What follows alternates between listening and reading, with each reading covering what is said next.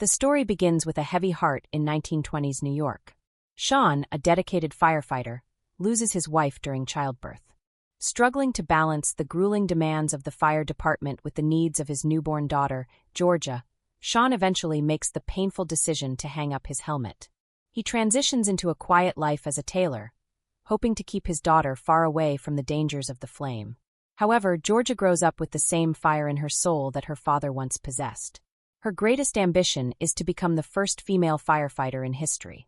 As a young child, she spends her days practicing with her loyal dog Amber, but her lack of coordination often leads to minor disasters and near injuries. Seeing her struggle, Sean tries to ground her in the reality of the era, explaining that the year is 1920 and women are legally forbidden from the profession. When Georgia argues that she simply wants to save people, Sean is forced to be blunt, telling her she will never be a firefighter. Georgia is undeterred. For the next 10 years, she lives a double life. By day, she assists her father in their tailoring shop. By night, she sneaks onto the roof of their building to run a makeshift training camp, honing her strength and agility in secret. The peace of New York is shattered when a mysterious criminal known as the Arsonist begins attacking the city's landmarks. During a fire at a local theater, a crew of veteran firefighters encounters a strange phenomena: a thick curtain of purple smoke accompanied by eerie music. Upon entering the building, the men succumb to hallucinations, their eyes glowing with an unnatural light, and they vanish without a trace.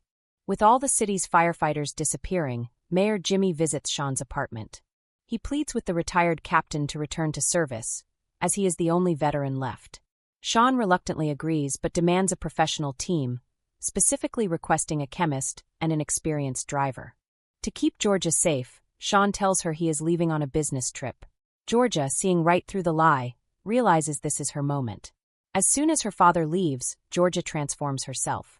She cuts her hair, applies a fake mustache, and dons men's clothing, adopting the persona of a young man named John. She rushes to the fire station, where she finds her father and the team the mayor has recruited. Instead of professionals, the crew consists of Ricardo, a self-taught physicist with no field experience, and Jim, a teenage taxi driver who is prone to falling asleep at the wheel. When Sean questions who John is, Georgia claims to be a volunteer from out of town. Their first call leads them back to the theater. The journey is a disaster. Jim drives like a maniac, taking narrow alleys and driving against traffic. During the chaos, Georgia's fake mustache peels off and flies into the back of the truck. She is forced to perform a dangerous balancing act on the moving vehicle to retrieve it, nearly being crushed against a brick wall in the process. Upon arriving at the theater, they find the building engulfed in the signature purple smoke. Sean orders John to handle the hose. Despite a decade of physical training, Georgia has never handled a pressurized professional hose. The immense water pressure catches her off guard, causing her to thrash wildly before being slammed into the ground.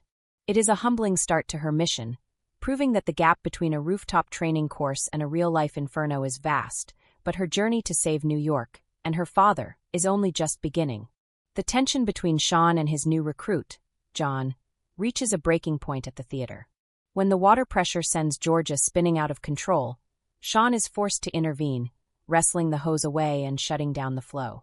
His frustration boils over, but the mission takes priority. He commands Ricardo, the nervous physicist, to collect a sample of the mysterious purple smoke. However, Ricardo's nerves fail him completely. In a blind panic to flee, he runs headlong into the side of the fire truck and knocks himself unconscious. With their scientist down, Sean determines that they cannot risk entering the building. He has seen too many men disappear into that mist and orders the team to remain outside, dousing the flames from a distance. But fate has other plans. Jim, the teenage driver, becomes overwhelmed by the stress and faints, falling forward onto the truck's controls. This accidental activation causes the ladder to extend rapidly, catapulting Sean and Georgia through a high window and directly into the heart of the theater. Inside, the atmosphere is thick with the eerie purple fog. While Sean looks for an immediate exit, Georgia catches a glimpse of a figure moving through the haze. Ignoring the lack of a mask, she pursues the shadow until she finds herself face-to-face with the Arsonist. The villain, cloaked in mist and mystery, mocks the arrival of new firefighters. He winds up a gramophone that begins to play a haunting, suspenseful tune and hurls a glass sphere at Georgia. Sean rushes in to defend her, fending off the attacker and forcing a retreat. Before they escape, Georgia spots the unbroken glass sphere on the floor and grabs it as evidence. An act of risk-taking that only further infuriates her father once they are back outside. Back at the station, the team's dynamics are crumbling. Sean learns that Jim suffers from emotional fainting, losing consciousness whenever he feels a strong impulse or stress. Turning his ire toward John, Sean berates the recruit for lying about his experience and tells him he is no longer wanted on the crew. Heartbroken, Georgia confronts her father, apologizing for the deception and pleading with him to understand that firefighting is her soul's calling. Sean, softened by her sincerity and the gravity of the situation, decides to give the newcomer one last chance. The two return to the charred theater to investigate. They discover a bizarre phenomenon. The fire didn't just burn objects. It transformed them into delicate structures of ash that retain their original shape until touched. Georgia notices the fire originated on the stage, suggesting the arsonist is someone who views destruction as a theatrical performance. When she presents the glass sphere she recovered, Sean realizes they finally have a lead. The next day is a whirlwind of double lives. Georgia has to race home to beat her father, using her dog Amber as a distraction while she climbs through her bedroom window. She later rejoins the team, where Ricardo explains that the sphere's glass is virtually unbreakable and contains unknown chemical elements. Georgia points out that only one Broadway theater remains untouched, making it the arsonist's next logical target. As the city prepares for a siege, Sean puts John through an intensive training montage. During a heat resistance drill, the temperature becomes so intense it begins to melt Georgia's male disguise makeup, forcing her to flee before her father can see her face. In a rescue simulation, her overeagerness causes her to be caught in a practice explosion. Sean warns her that she is confusing courage with stupidity. A firefighter must be prudent, not just brave. That evening, the team arrives at the final theater, where the diva Laura Devine is stubbornly rehearsing despite the police presence. While Sean attempts to reason with the singer, Georgia speaks with Pauline, Laura's long-suffering assistant of 20 years. Pauline is cynical, lamenting that success is only for men. In a moment of solidarity, Georgia removes her hat and fake mustache, revealing her true identity to Pauline to prove that women can chase any dream they desire. The investigation takes a dark turn when Georgia hears the mayor playing the piano in his dressing room. The melody is the exact same tune played by the arsonist's gramophone. Before she can process this, Sean appears behind her, only to be struck in the neck by a hidden assailant. Once he recovers, the team tests the evidence sphere with the music. They discover the glass reacts to specific sound frequencies. At a certain note, the sphere shatters, releasing the hallucinogenic gas and fire. With the secret revealed, the team rushes back to the theater to set a trap. Sean positions the hoses toward the stage, expecting the attack there. Outside, Georgia meets Pauline, who claims she has been inspired by Georgia's words to quit her job and follow her dreams. Pauline mentions she just needs to grab her bag from inside one last time. Suddenly, the alarm screams. The police captain shouts that the fire isn't on the stage, it's everywhere. The arsonist has rigged the entire building. Realizing Pauline is still inside, the team plunges into the inferno. Georgia uses a hose as a guideline through the smoke until she finds Pauline unconscious on the floor. She begins to drag her towards safety, but the structure is failing. The floorboards beneath them groan and give way. Georgia reaches out, her fingers straining, but she can only watch in horror as Pauline slides into the roaring abyss of flames below. In the aftermath of the collapse, Georgia is consumed by grief, believing she has failed her first true test as a rescuer. However, Sean pulls her back from the ledge of the inferno, insisting it is too late to save Pauline. Seeing her spirit broken, Sean reveals a painful memory. Years ago, after being promoted to captain, he attempted to save a couple trapped in a burning apartment. Despite cutting through walls and risking everything, he failed. He tells Georgia that being a real firefighter means accepting that you cannot save everyone, and that he had to keep going for her sake. The somber moment is interrupted by Mayor Jimmy, who arrives to offer empty congratulations. He dismisses the loss of life and declares the investigation over, claiming the arsonist has no more targets. Sean and Georgia find his sudden desire to close the case highly suspicious.